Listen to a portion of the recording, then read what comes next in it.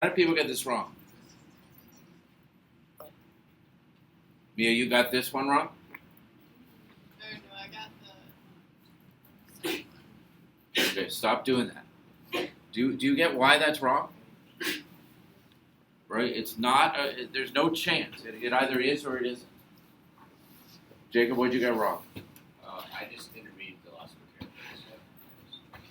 You didn't read the what? I didn't read the last one carefully. I wasn't thinking. Okay. And then we talked about this last one in class, didn't we? Right, that neither of them are better, that they're doing different things. Okay? That one is giving you a range of parameters and the other is giving you quantifying a belief about a certain claim. All right. Who has somebody a book open? Can you read number 21? A magazine is considering the launch of an online edition. The magazine plans to go ahead only if it's convinced that more than 25% of current readers would subscribe. The magazine contacts a simple random sample of 500 current subscribers, and 137 of those surveyed express interest. What should the company do? Test an appropriate hypothesis that states be sure of the appropriate assumptions and conditions are satisfied before you proceed. Okay. So they're interested in if more than 25% are yeses on this, right? Is that right? So if there's less than 25%, that doesn't matter. Then it might as well be 25%, right? So the only thing they're trying to detect is whether more than 25% do. Good. So do they have the right hypotheses? Although Brian said this was one hypothesis. It should be two hypotheses. Is that right? Please say something. Yes? Okay. Is his math right? I don't know. I didn't do it. Is his math right? Okay. Let's look at the assumption. The sample is a simple random sample, so no reason to believe there is bias. So mu p hat equals p. Who did your checkmeister? No, at home, who did it for you? Did you call her? Did you put a check? As long as the magazine has more than 5,000 readers, non-replacement is not an issue. So this is actually pretty check one, right? There aren't really any big deals in the Republic. NP, NQ, so it's safe to use a sampling distribution within normal. Check. Okay, let's read their conclusion. Who wrote this? Okay, let's read Jacob's conclusion. If we assume that 25% of current readers will use the online edition of the magazine, then there's a 10.8% chance of seeing results as extreme as mine. It really should be as what? Large readers. Right, as large as mine. Okay? This is plausible, so I have no reason to doubt that the true percentage of people is... Okay. I don't have a problem with that, but I feel like you've not answered the question. What was the question again, Ronald? The actual question part of the question? What should the company do? So you've never answered it.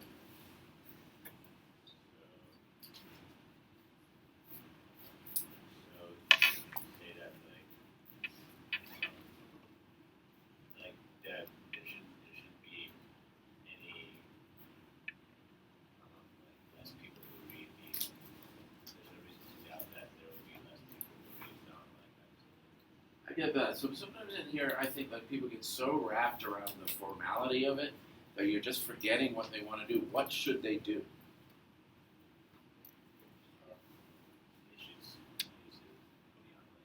They should use it fully online. They should use what? They should use the online magazine because there's not going to be any less people. That wasn't the question. So here I think is what he's exhibiting here is an example of being able to write it out but just, you gotta stop and think about what you're doing. The null hypothesis was that only 25% would do it, right? And we're trying to find out if more than 25% want this online magazine. If more than 25% want it, what are we going to do? We're gonna start the online thing. Do you have evidence that more than 25%? No. Right? You're failing to reject. So I kind of think, while this is right, I just don't think it answers the question. So I have no reason to think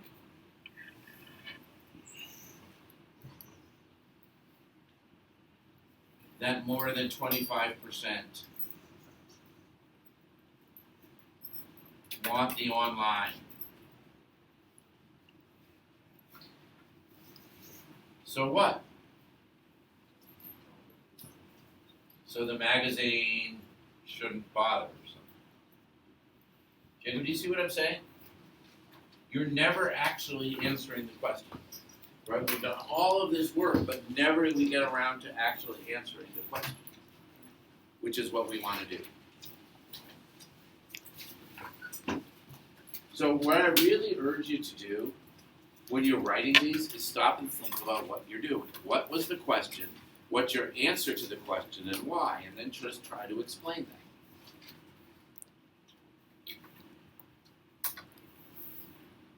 That second sentence he has is right, but I think kind of useless. I don't think it gets to the point of what you're trying to say.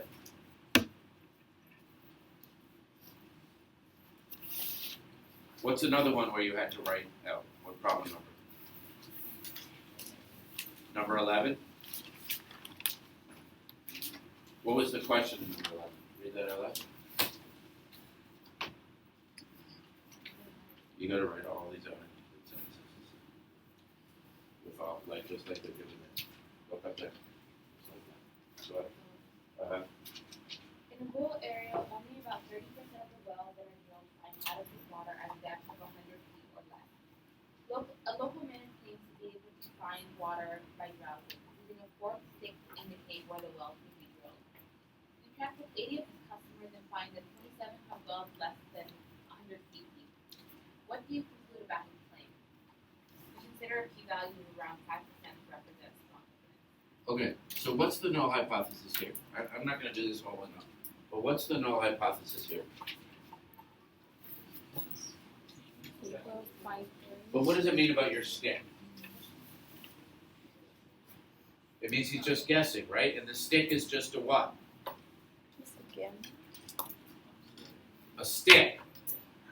Right? The null hypothesis is stick is a stick. What's the alternative?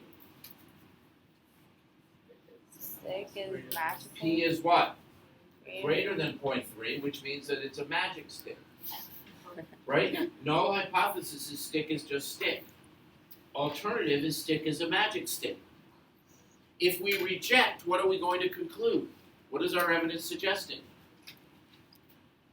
If we reject the null, what is our evidence suggesting? That it's a magic stick. If we fail to reject, what is it suggesting? Well, I don't think we want to say accept the null. We never want to say this is true. Our evidence is suggesting or not suggesting that it's what? That it's magic. We're either going to reject or we're not going to reject. So we're going to say it's magic or we're not going to. We don't have evidence that it's magic. We're never going to have evidence that it's not magic. Do you see the difference? Did you have issues with the assumptions here? I think you should. Right? Because it's not clear how he's getting these samples, right?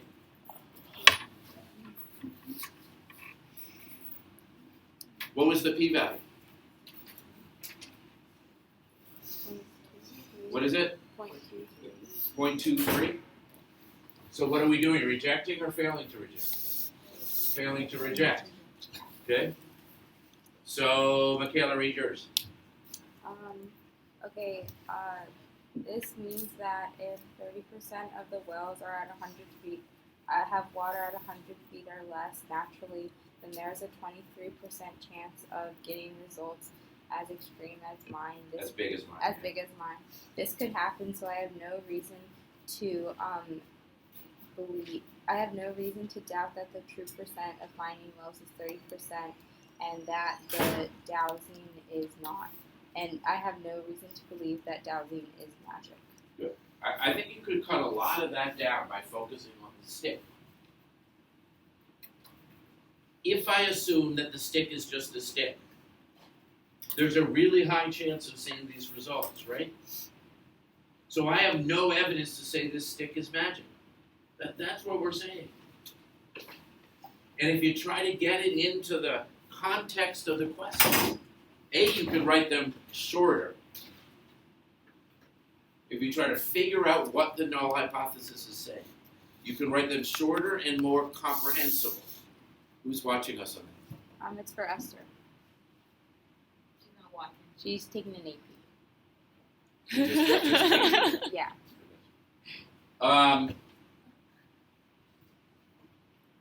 Does that make sense? Want you to try, the whole point of this is being able to explain what we're doing. So the better you can put it in the context of the question, the better it is. And you need your assumptions in complete sentence. Yeah? Alright. I will give you a moment to fix that up. Title it. Give it to Caitlin.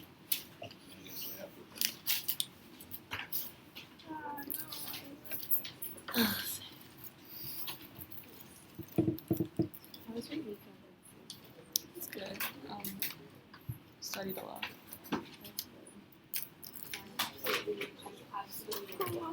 I'm tired. Yeah, you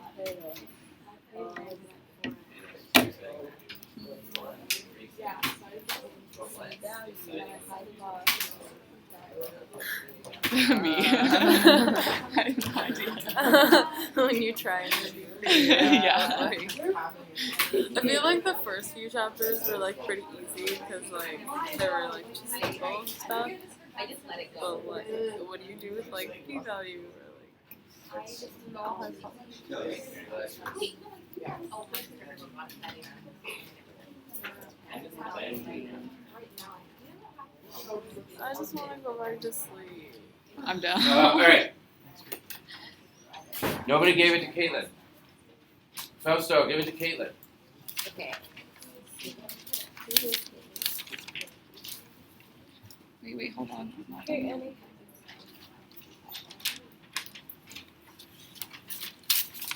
Okay.